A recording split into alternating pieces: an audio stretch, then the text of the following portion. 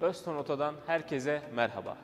Her geçen gün artan araç sayısı ve kalabalıklaşan şehirlerle beraber hepimizin başına gelebilecek kaza durumu.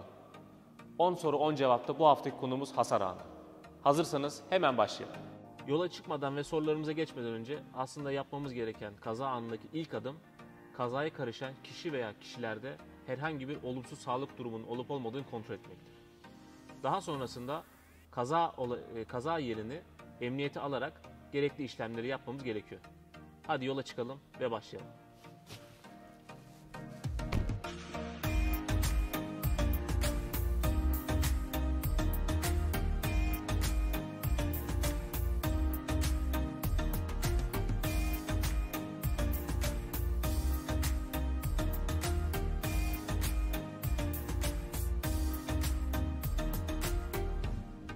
Anlaşmalı kaza tutanağı, kazaya karışan kişilerin kendi aralarında tuttukları, olay anı krokisini çizdikleri, ruhsat sahibi bilgilerinin, aracı kullanan kişinin bilgilerinin ve trafik sigorta bilgilerinin girildiği kişiler arasında tutulan tutanaktır.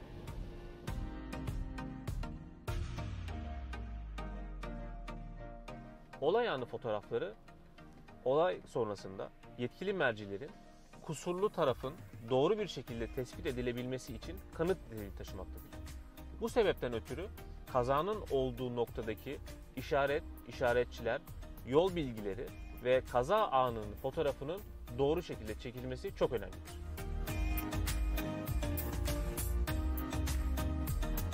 Tek taraflı kaza, kişinin herhangi bir nesne veya cisme çarpması durumudur. Örneğin bir çukura düşmesi, duvara çarpması veya bir hayvana çarpması gibi. Burada karıştırılmaması gereken konu ise kişinin duran bir araca çarpması tek taraflı kaza değildir. Çok taraflı kaza ise iki veya daha fazla aracın kaza yapma durumudur.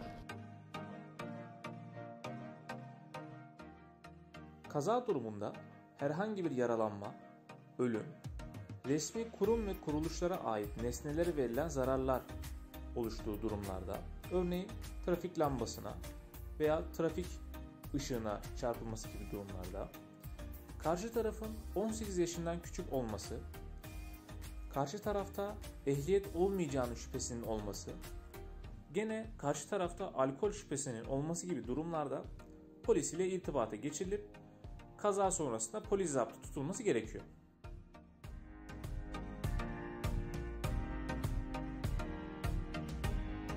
Karşı taraftan ehliyet, ruhsat ve trafik poliçesini almamız gerekiyor.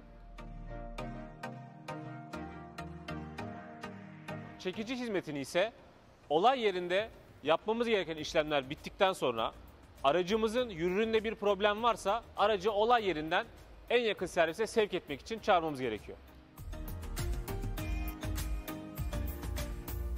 Ölümlü veya yaralanmalı bir kaza durumu meydana geldiyse en hızlı bir şekilde acil servis ekiplerine haber vermemiz gerekiyor.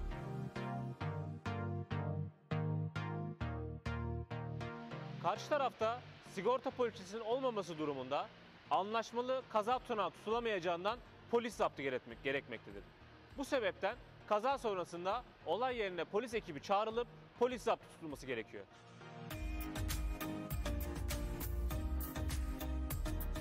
Araç ve ruhsat sahibi hasar onarımı için servise geldiğinde hasar danışmanı ruhsat sahibinden gerekli belgeleri temin eder.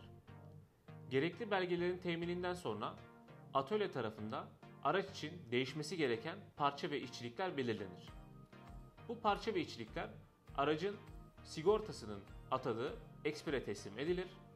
Sigorta şirketinden onay çıkması sonrasında da onarım işlemi başlar. Bir videomuzun daha sonuna geldik. Videolarımızı beğenmeyi, kanalımıza abone olmayı unutmayın. Güvenli sürüşler. Hoşça kalın.